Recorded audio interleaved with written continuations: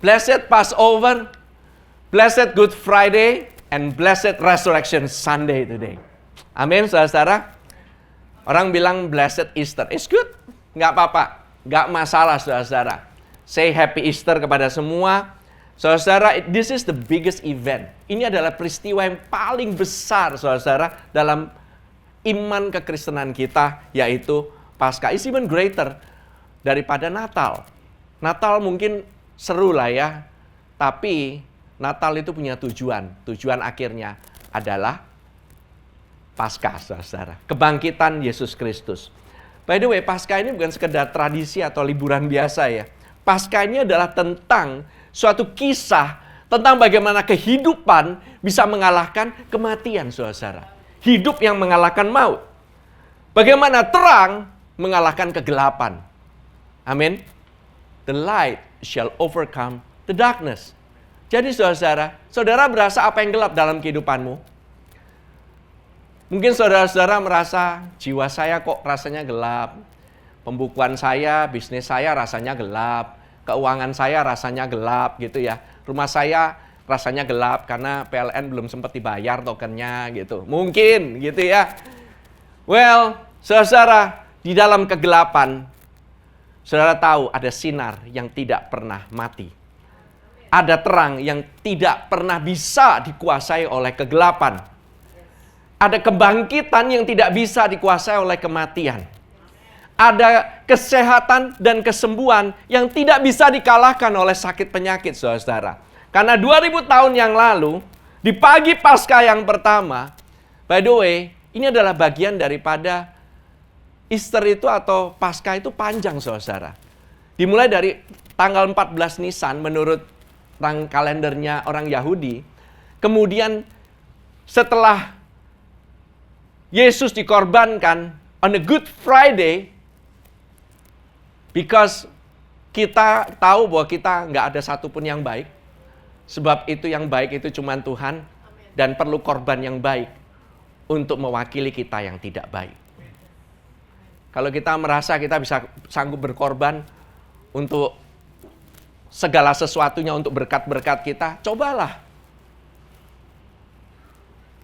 Untuk makan aja kita nggak bisa menyediakan sendiri. Harus Tuhan yang menyediakan, saudara. Percaya apa enggak?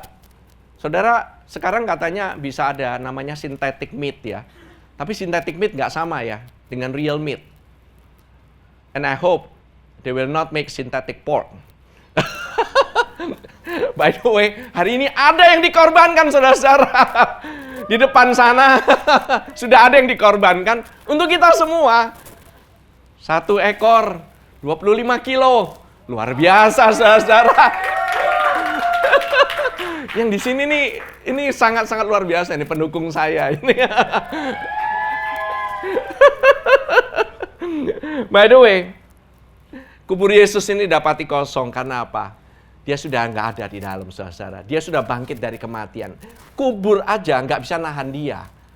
Saudara pikir kesulitanmu bisa nahan dia? Kubur tidak bisa nahan. Siapa yang di sini bisa menahan kubur? Orang yang ada di bawah nggak mungkin tahu-tahu nongol ke atas lagi. Once you die, you die. Tapi Yesus, dia keluar dari kubur. Ngeri nggak? Kelihatannya ngeri, saudara. Apakah dia bangkit sebagai zombie? No. He comes out different. Karena itulah tubuh yang dipakai oleh dia, yaitu tubuh kemuliaan. Karena tubuh kemuliaan itu tidak bisa ditahan oleh kematian. Dan saudara nanti akan diubahkan tubuhnya menjadi tubuh kemuliaan. Waktu saudara diangkat, saudara akan diubah mempunyai tubuh kemuliaan. Tidak ada lagi uban. Why? Karena saya beruban. Tidak ada lagi penuaan. Tidak ada keriput, ibu-ibu. You are all kinclong. Seperti kamu udah umurnya 17 tahun. The best version of you. Bapak-bapak, badannya keker semuanya. Wah, kencang semuanya. even our orang-orang yang meninggalkan kita terlebih dahulu, mereka juga akan mendapatkan tubuh yang sama dengan kita, sama mudanya, saudara-saudara. Makanya saudara, Yesus datang, yaitu untuk mengalahkan satu hal ini, yaitu maut, saudara-saudara. Karena maut itu bikin kita semua takut. Karena kita tahu, sampai hari ini, tidak ada yang benar-benar bisa do reverse aging. Saudara mau ngomong stem cell, mau ngomong apa, tetap aja tidak bisa efeknya permanen. The only one, satu-satunya hal yang akan mengubahkan, yaitu harus dengan tubuh yang baru. Dan itu adalah janji, karena apa? Yesus, dia sebagai buah sulung, dia telah mendahului terlebih dahulu. Dan dia mewakili kita semua. Sebab itu saudara, saudara dan saya nanti akan menjadi sama seperti Tuhan Yesus. Mau apapun yang terjadi, kalau saudara percaya dan lahir baru, saudara pasti akan menjadi sama dengan Yesus. Amin. Saudara, bayangkan ya, perasaan muridnya saat mendengar Yesus hidup. Awal-awal tuh merasanya itu kayak putus asa, saudara. Sedih karena kematian. Tiba-tiba harapannya pulih kembali. Yo, the hope is coming back. Saudara, kehidupan Yesus ini berikan harapan, saudara. Mungkin saudara datang pada hari ini lagi putus harapannya. Mungkin saudara lagi sedih. Mungkin saudara lagi down. Padahal baru liburan. Tapi masalah berdatangan, saudara. Saya tahu karena apa? Semuanya satu dunia mengalami hal yang sama. Dulu kalau ada yang namanya badan sakit karena COVID, sekarang ekonomi, keuangan sakit semua. Satu dunia sakit semua. Tidak ada yang lolos. Ini udah seperti pandemi, tapi pandemi keuangan. Dan kita nggak tahu kapan akan keluar dari krisis ini. Bagi orang di dalam Tuhan, selalu ada harapan. Tapi di dunia sana, beritanya akan selalu buruk. Krisisnya akan semakin berkepanjangan. Dan tidak ada yang pernah pasti. Tetapi di dalam Yesus, engkau punya kepastian, yaitu engkau akan dibangkitkan. Ekonomimu akan punya harapan. Keuanganmu, usahamu, keluargamu, pernikahanmu, hubunganmu akan punya harapan, saudara-saudara.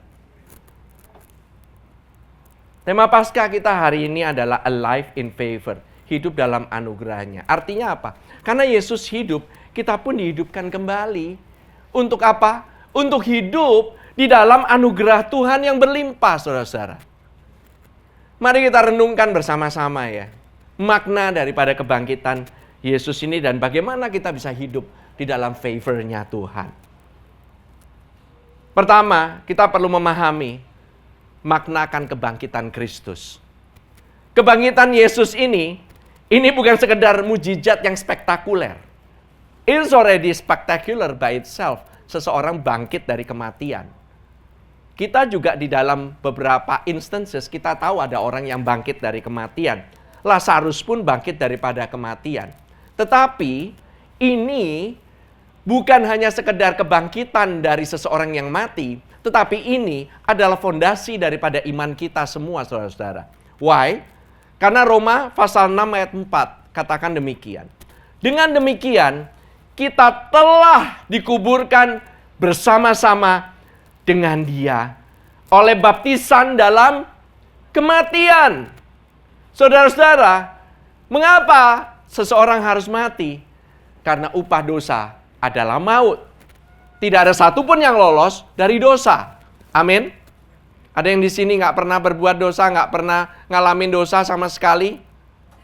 Semuanya pernah, saudara-saudara. Sebab dari lahir, kita sudah dilahirkan di dalam dosa. Tetapi, harusnya takdir kita itu harusnya mati. But, Yesus dikuburkan bersama-sama dengan kita dalam kematian.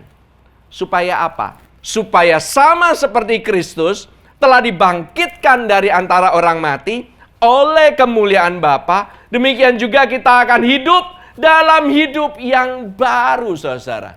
Setiap orang yang percaya akan kebangkitan Kristus, setiap orang yang percaya bahwa Dia adalah Tuhan yang mati bagi dosa kita dan bangkit supaya kita hidup kembali, itu cukup. Karena apa? Kita cukup percaya dengan iman. Hanya dengan iman saja. Saudara pernah nggak melihat kebangkitan Yesus secara langsung? Pernah? Nggak ada satupun di sini. Kecuali umurmu sudah 2000 tahun. Ya kan? Bahkan ada beberapa yang bilang, bagaimana Tuhan Yesus bisa menghapuskan dosa kita? Kan kita masih berdosa terus. Ya, itu harus dipertanyakan. Artinya, setiap dosa kita, semuanya ada di masa depan. Bagaimana dosa masa depan bisa dihapuskan? Karena Yesus, Dia bukan sekedar hanya manusia biasa. Dia adalah korban yang paling sempurna. Di mana seluruh dosa manusia, dulu, sekarang, sampai masa depan, dikumpulkan semuanya. 2000 tahun yang lalu, sudah dikorbankan. Sudah dihukum dosanya semua. Tidak ada yang tersisa sedikit pun. Si ayat ini mengajarkan kita bahwa melalui iman, kita ini dipersatukan dengan Kristus, saudara. Di dalam kematian dan di dalam kebangkitannya. Yesus mati, disalib menggantikan kita. Dia memikul dosa kita. Ketika Ia bangkit pada hari ketiga, Ia tidak bangkit sendirian. Dia bangkit bersama-sama dengan kita, saudara. So you never alone. Kamu nggak pernah sendirian.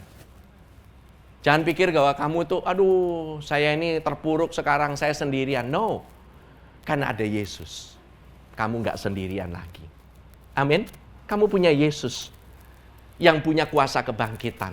Setiap kali kamu mengalami kematian, dalam setiap area dalam kehidupanmu, kamu akan selalu punya harapan. Karena Yesus nggak pernah mati lagi. 1 Korintus 6 ayat 14 katakan, Allah yang membangkitkan Tuhan akan membangkitkan kita juga oleh kuasanya. Amin, saudara. Saudara juga dibangkitkan. Kalau Yesus bangkit, saudara pasti bangkit. Amin. Secara rohani kita dibangkitkan bersama dengan Dia. Artinya, setiap orang percaya kepada Yesus tidak lagi terikat dalam kematian rohani atau belenggu dosa. Sekali lagi saya katakan, setiap orang yang percaya Yesus tidak lagi terikat dalam kematian rohani maupun belenggu dosa.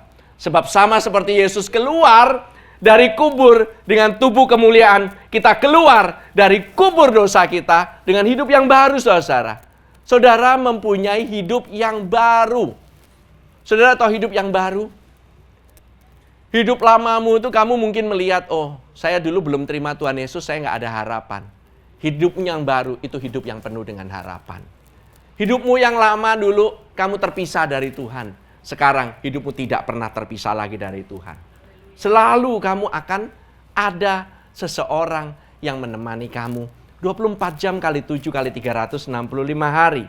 Saudara, Kolose 2 ayat yang ke-12 dikatakan, karena dengan Dia kamu dikuburkan dalam baptisan, dan di dalam Dia kamu turut dibangkitkan juga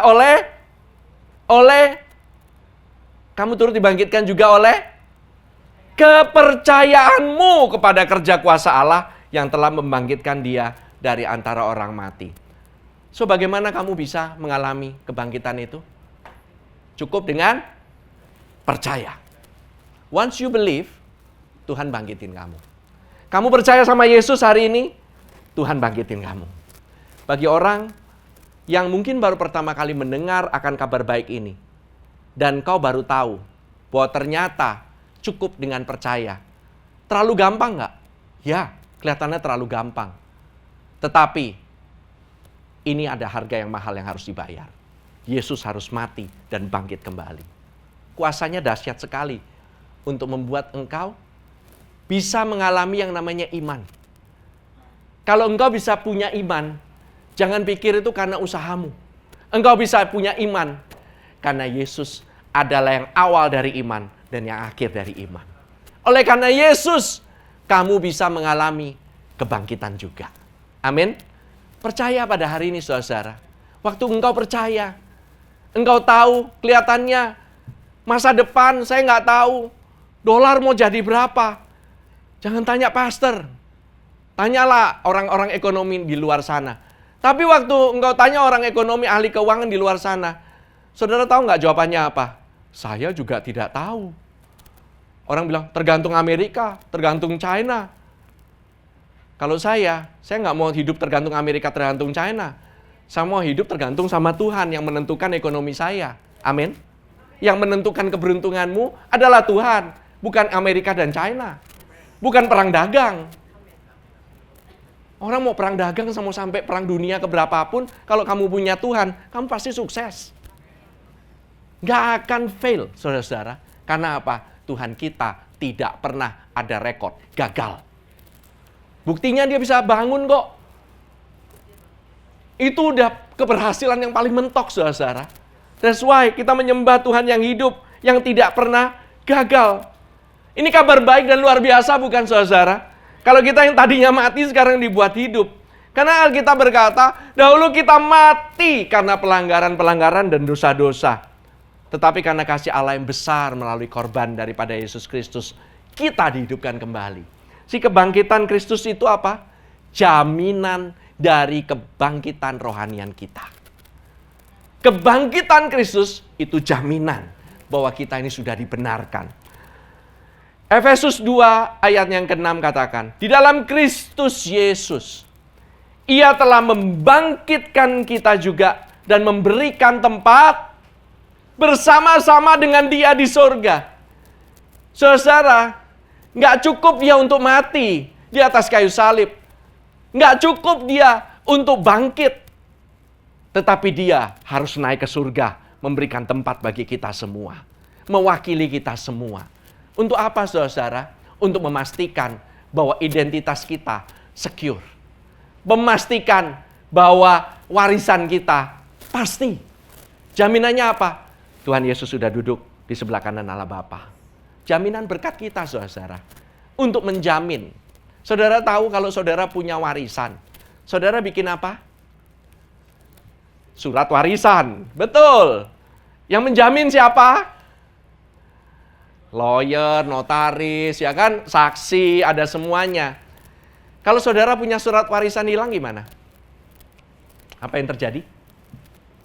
Bisa klaim nggak?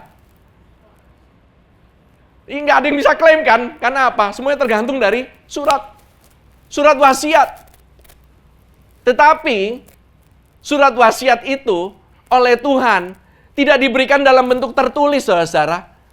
Tetapi sudah dituliskan dari zaman dulu bahwa sama seperti Abraham menerima dan dia percaya, dia dibenarkan, maka dia menerima berkat itu. Sama juga karena kita di dalam Kristus, dan Kristus hidup, dan Dia bangkit, dan Dia naik ke surga, dan Dia berikan Roh Kudusnya di dalam hatimu, itu adalah jaminan. Karena Roh Kudus itu materai, saudara. Saudara tahu betapa berkuasanya materai? Di sini ada yang bergerak di bidang hukum. Yang bergerak di bidang hukum tahu, materai itu nggak main-main. Zaman dahulu materai itu di-seal dengan capnya kerajaan. Harus ada cap khusus. Tidak bisa ditiru, saudara. Materai itu menandakan suratnya itu resmi. Tidak bisa dibatalkan secara hukum. Amin. Dahulu kamu waktu hidupmu masih awut-awutan. Kita semua masih awut-awutan. Kita itu udah dimateraikan pasti mati. Tetapi oleh karena Tuhan Yesus, Dia bangkit. Dia menjadi jaminan keselamatan kita. Roh Kudusnya turun. Roh Kudus menjadi materai bahwa kamu sudah hidup. Tidak mati lagi, saudara. Dan warisanmu pasti sudah disediakan. Apa aja? Kehidupan, keuntungan, kesehatan, pikiran yang normal, penuh dengan damai sejahtera, tidak ada depresi. Mau di luar kayak gimana pun kacaunya, kamu ada damai sejahtera. Kamu ada ketenangan dalam pikiranmu. Amin. Yang menjamin hidupmu adalah Tuhan sendiri. Amin. Saudara, perhatikan ya. kita ini bukan hanya dibangkitkan, kita diberi tempat bersama-sama dengan Kristus di surga. Secara status, artinya kita ini dipanggil sebagai anak-anak Allah. Kita ini dianggap sebagai anak-anak Allah yang layak berada di hadiratnya. Saudara, tadinya kita ini disebut hamba dosa, budak dosa, tapi jadi anak. Saudara bisa bayangkan seseorang yang tadinya itu harus kerja sama orang, tetapi tahu-tahu diangkat anak. Saudara, kalau ada teman orang tajir melintir, sering kita ngomongnya apa? Udahlah, angkat gue jadi anak, benar? Kepingin banget kan? Gue jadi anaknya dia, privilege-nya banyak. Yes, emang benar. Kenapa? Karena status. Begitu diangkat jadi statusnya jadi anak, itu semua warisan turun ke dia. Betul? Yang namanya pekerja ya pekerja. Mau sampai kapanpun gak bakalan dapat warisan. Amin. Tapi kita diangkat menjadi anak. Bayangkan, oleh karena Kristus bangkit dan kita percaya kepadanya, kita diangkat menjadi anak. Langsung statusmu berubah. Dari budak dosa menjadi VIP. Mungkin saudara kalau misalnya bayangkan saudara ini diundang ke jamuan kenegaraan bersama dengan presiden yang kaya atau raja yang kaya. Saudara tahu-tahu dikirimin surat undangan VIP, jebret. Ya kan? Saudara diundang untuk makan bersama-sama dengan raja, makan bersama-sama dengan presiden. Terus saudara mulai nanya kan? Pasti pertanyaan saudara apa? Kenapa saya diundang? Betul? Terus tahu-tahu nggak ada pemberitahuan, nggak ada apa. Nggak ada sama sekali alasan. Saudara cuma diundang, that's it. Karena apa? Saudara diundang pakai surat. Dan itu namanya saudara. Saudara percaya nggak? Saudara bakal datang nggak? Nah, kalau kamu setengah-setengah ragu-ragu, kamu masih bilang, ini undangannya pasti palsu nih. Ini pasti yang bikin ini editan. Ya kan? So, ini pasti diedit nih. Pasti nggak mungkin. Karena apa? Saya nggak pernah berbuat apa-apa kok, saya diangkat. Saudara harus tahu, kamu nggak berbuat apa-apa, yang berbuat Kristus semua. Itu yang harus kamu tahu. Seseorang telah membayar kursi VIP-mu di surga. Jangan kamu pikir kamu orang VIP. Tapi kamu dijadikan VVIP karena Yesus adalah VVIP-nya Tuhan. It's not because of you. Bukan karena bagusnya engkau, betapa rohaninya engkau. Enggak, saudara. Amin. Kita ini enggak pantas. Sebenarnya kita ini cuma menerima anugerah akan kemuliaan. Inti daripada Paskah. Inti daripada Paskah. Kalau saudara lupa semuanya, inti dari Paskah, ini saya tuliskan juga di sini ya. Saudara-saudara bisa baca. Karena Kristus hidup, maka kita yang percaya kepadanya hidup dalam kemenangan dan kemuliaan bersama-sama Dia. Karena Kristus hidup, kita yang percaya kepadanya hidup dalam kemenangan dan kemuliaan bersama Dia. Saudara bisa retweet, saudara bisa foto, saudara bisa hashtag. It's today. Today is your day of victory. Amin. So how? Jadi kalau memang Tuhan sudah berikan kepada kita identitas yang baru, kita bukan lagi orang berdosa yang mengalami hukuman, melainkan orang percaya yang dibenarkan. Kita bukan lagi mati secara rohani, melainkan hidup dalam kemenangan bersama Kristus. Selanjutnya bagaimana kita bisa hidup dalam favor Tuhan secara praktis? How we can be alive in the favor? Kita ini kan terima hidup yang baru kan? We receive a new life. Kita receive a new identity. Bagaimana kita bisa sehari-hari dalam hidup ini kita bisa hidup di bawah kasih karunia-Nya. Kata kasih karunia itu atau grace atau favor dalam bahasa Inggris artinya apa? Kebaikan dan berkat Tuhan yang dicurahkan kepada kita yang sebenarnya tidak layak untuk diterima oleh kita. Sekali lagi ya, saya katakan ya. Kebaikan dan berkat Tuhan yang dicurahkan kepada kita yang sebenarnya tidak layak untuk kita terima. Kalau kita layak untuk terima, itu bukan namanya kasih karunia. Amin. Kita ini diselamatkan murni karena kasih karunia, bukan karena kebaikan dan usaha kita. Si anugerah ini kayak gini ya. Ibarat kata kita ini hidup. Kita ini bernapas sekarang ini di dalam udara. Anggap aja satu hari kamu diubahkan menjadi Aquaman. Kamu bisa napas di dalam air. Tadinya napasnya kamu tuh di darat, napas udara. Sekarang kamu bisa napas di dalam air. Anggap kata air itu adalah anugerah Tuhan. Kalau kamu ditaruh di luar air, kamu nggak bakalan hidup. Sebab itu dikatakan hidup kita bergantung sama anugerah. Hidup kita ini bergantung sama anugerah, sama dengan seperti hidup kita bergantung karena air. Nggak bisa satu orang pun hidup itu tanpa air, by the way. Nggak bisa, saudara. Tubuh kita ini aja pun terdiri dari air. Di dalam udara pun ini terdapat uap-uap air, saudara. Yet, saudara, kita berpikir kita masih bisa hidup dengan kekuatan kita sendiri. Saya karena begini sih, saya karena begitu sih. Enggak, saudara. Bukan hanya itu saja. Kadang-kadang kamu bilang, enggak, saya enggak layak kok terima ini. Saya memang enggak pantas untuk terima ini. Saya cuma pantasnya terima hukuman. Itu, saudara, juga sama salah. Karena apa? Tuhan sudah bebasin kamu dari hukuman, kamu bilang kamu enggak pantas untuk menerima ini. Yang benar ya emang enggak pantas. Maka dari itu terima, saudara-saudara. Karena itu anugerah Tuhan. Kalau Tuhan kasih anugerah, jangan kamu berusaha bayar balik. Itu namanya menghina yang ngasih. Jawaban kalau orang Chinese bilangnya paise. Setiap kali dikasih berkat, paise banget sama yang ngasih berkat gitu. Harus melakukan sesuatu.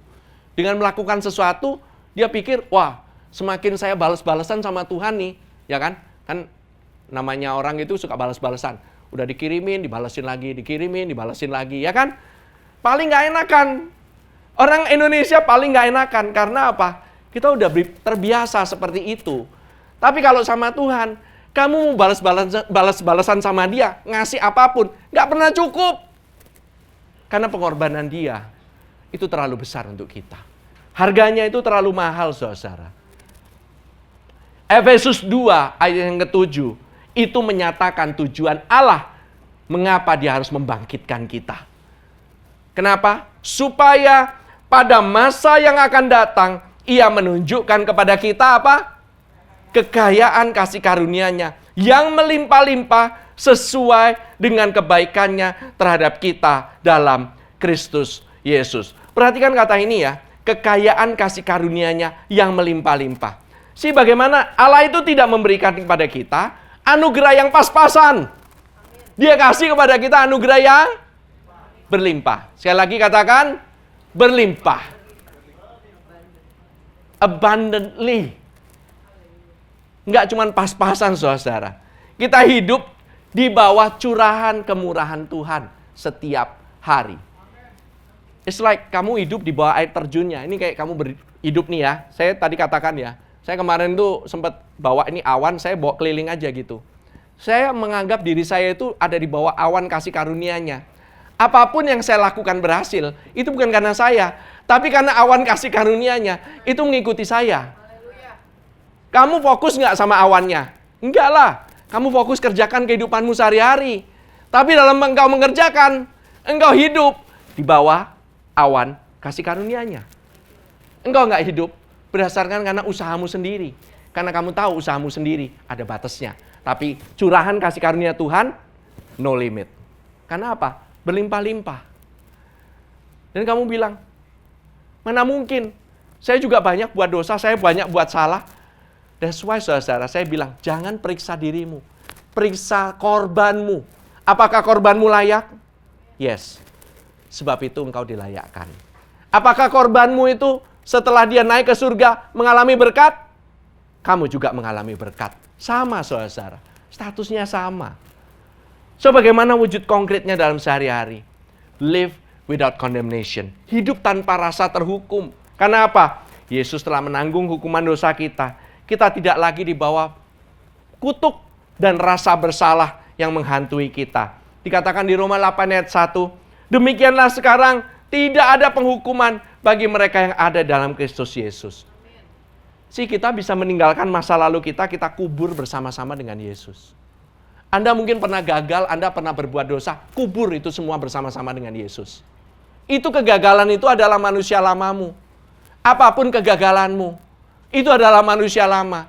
Kamu mungkin masih bisa berbuat kesalahan. Itu manusia lama. Sudah dikuburkan bersama dengan Yesus. Jangan dikorek-korek lagi kuburnya.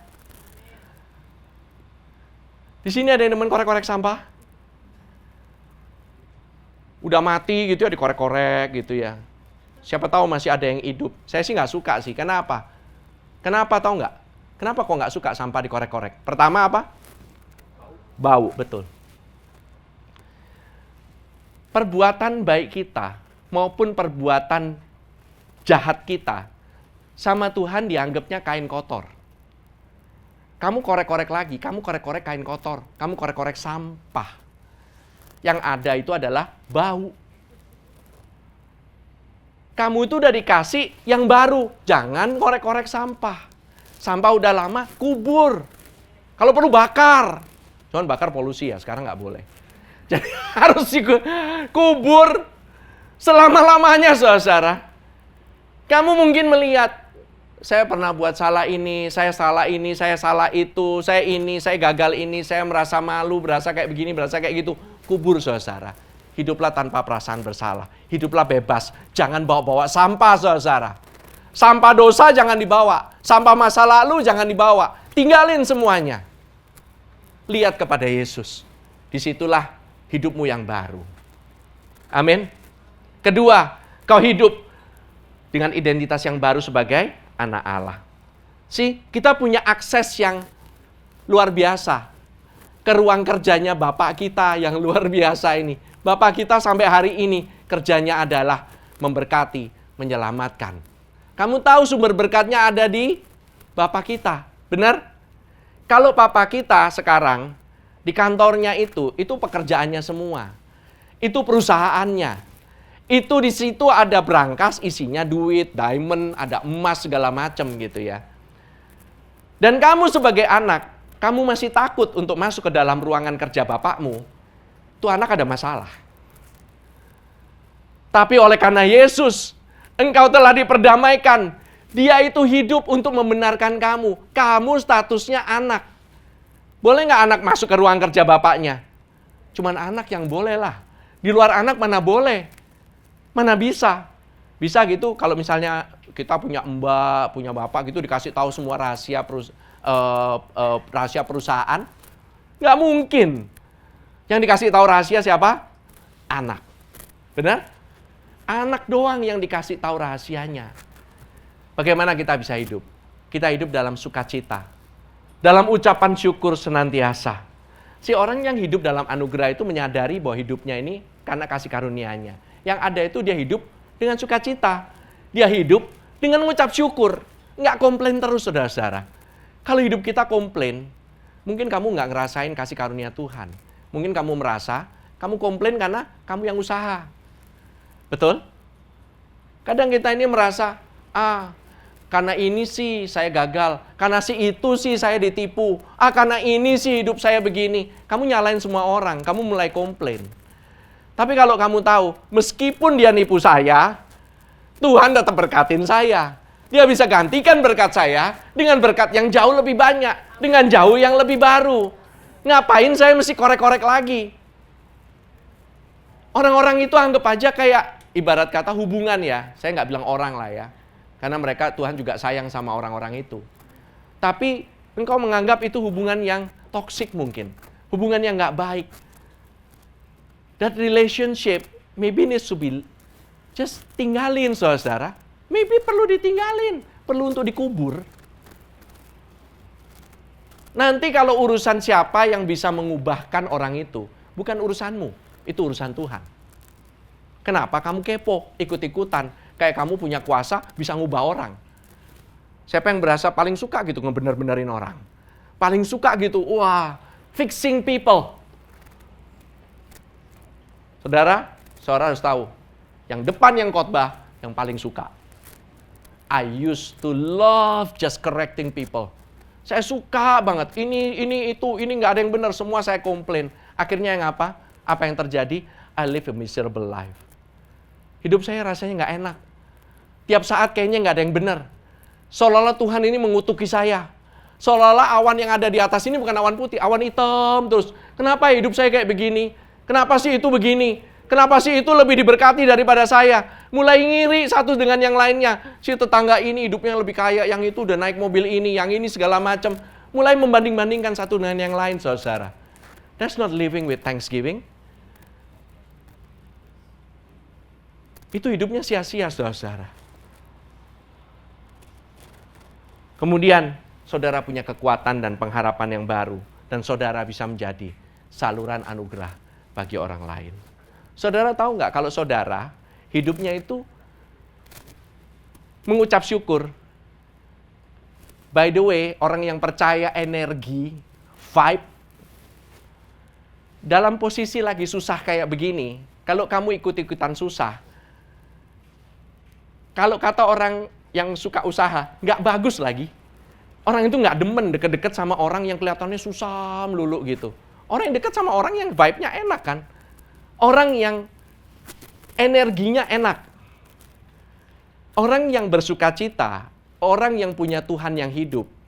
Mungkin dirinya posisi lagi susah juga. Tapi dia tahu hidup dalam favor. Orang mau mendekat. Orang mau punya favor. Kalau hidupmu kamu merengut terus gitu ya. Udah kayak hidup paling susah sendiri satu dunia. Gak ada lagi yang mau dekat sama kamu. Bau lagi. Serius. Cuman Tuhan yang mau deketin kamu. Kalau saya jadi orang, belum tentu saya mau mendekati orang kayak demikian. Tetapi puji syukur sama Tuhan. Kalau Tuhan kasih dalam hidup kita, maka kasih itu menjadi saluran bagi orang lain.